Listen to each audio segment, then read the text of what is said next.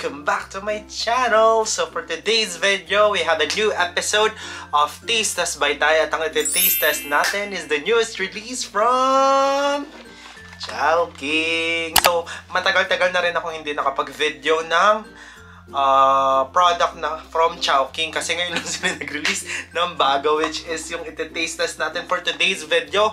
And I'm so excited to try this kasi ako talaga is a fan of peanut butter. Parang peanut butter yung pinaka-paborito kong palaman sa lahat.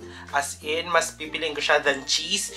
Sobrang fan ako ng peanut butter and that's why sobrang excited ako i-taste test to sa harap nyo because nag-release ang Chowking ng bagong variant ng kanilang Buchi, which is yung peanut butter Buchi, which is available for limited time only. Just in time for Chinese New Year. So, ito yung peanut butter Buchi. By the way, 6 pieces yan. Pero, pinang-tiktok ko kasi yung isa. Kaya 5 na lang siya. So, iyan yung itsura ng peanut butter Buchi. I think yung difference niya dun sa original variant ng Buchi nila is meron siyang black sesame seed. I don't know if yun nga, kasi hindi ako fan talaga ng Buchi. Pero dahil peanut butter to and dahil bago to, try natin yan. So, yan yung kanilang peanut butter Buchi. So, if interested kayo malaman yung comments and thoughts ko about this, just continue watching. And before we start, please don't forget to subscribe to my YouTube channel and click the notification bell button para notified kayo whenever I upload a new video. And comment your video suggestions. If meron kayong gusto makita sa channel ko, just comment it sa comment box below. And if accessible sa atin yan, talaga nga namang try natin yan. And also, follow me on my other social media accounts. If flash ka na lang sa screen yung handles ko, and that is TikTok and Instagram. Yon, i-show ko na lang yung handles ko sa screen. But without any further ado, umpisa na natin ang taste test.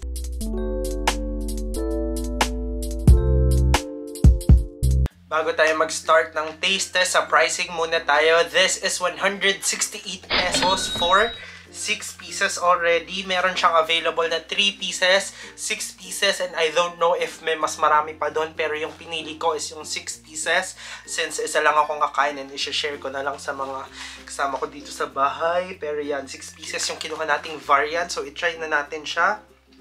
And by the way, bagong luto siya, kaya okay na okay kasi masarap to feeling ko pag bagong luto. So yan yung itsura ng Buchi. Yan yung itsura ng loob. Paano ba? Yan. Yan yung itsura ng loob. Yan. And i-try na natin.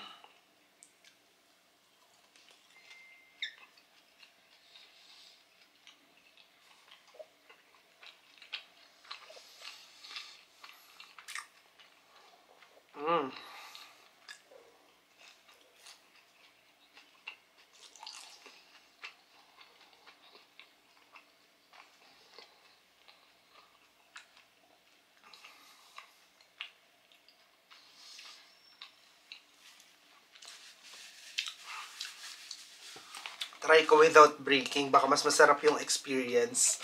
So, ito siya. Yan. So, try natin. Try natin without breaking.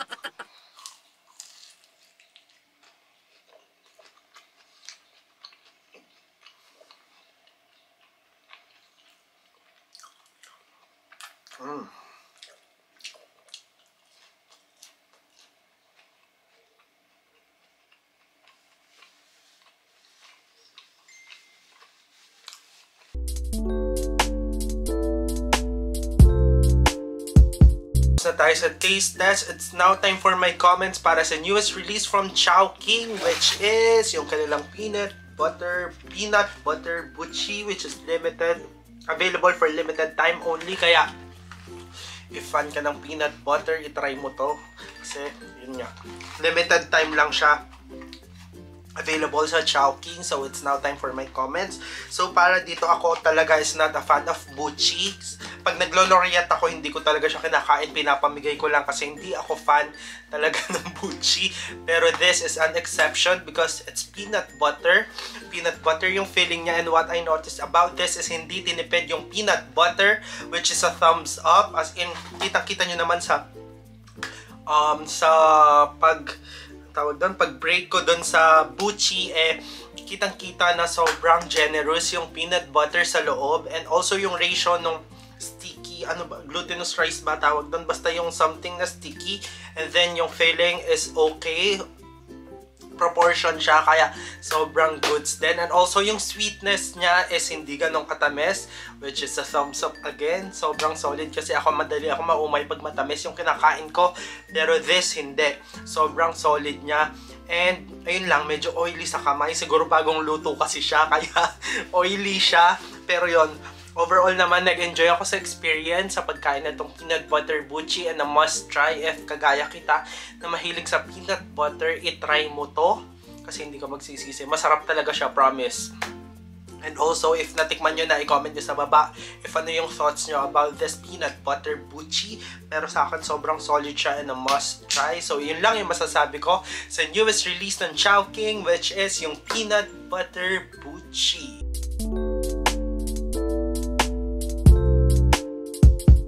Dagdag ko lang din bago ko i-rate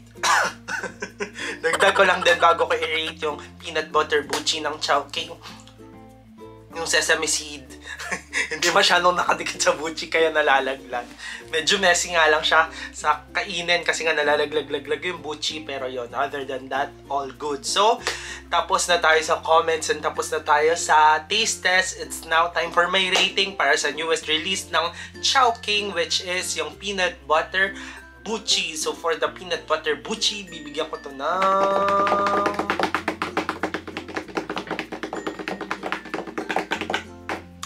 9 out of 10. As a fan of peanut butter, talagang na happy ako sa pagkain ko dito sa peanut butter buchi. And if kagaya nga kita, tumakbo ka na sa nearest Chowking kasi just in time for Chinese New Year. So yon, available lang siya for limited time only, kaya so good na sa Chowking. So that's it for this episode of Tasteless by Ty. And if you do enjoy watching my video, or kahit hindi nyo yan na-enjoy, you know the drill. Like, share, subscribe, and click the notification bell button para notified kayo whenever I upload a new video. And excuse me, nabusog ako. And comment your video suggestions if meron kayong gusto makita sa channel ko. Just comment it sa comment box below. And if accessible sa akin yan, iti-try natin yan talaga.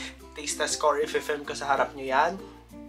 Buti nga nag-release yung Chowking just today para may ma-upload ako sa inyo kasi medyo consistent na tayo sa uploading dito sa YouTube.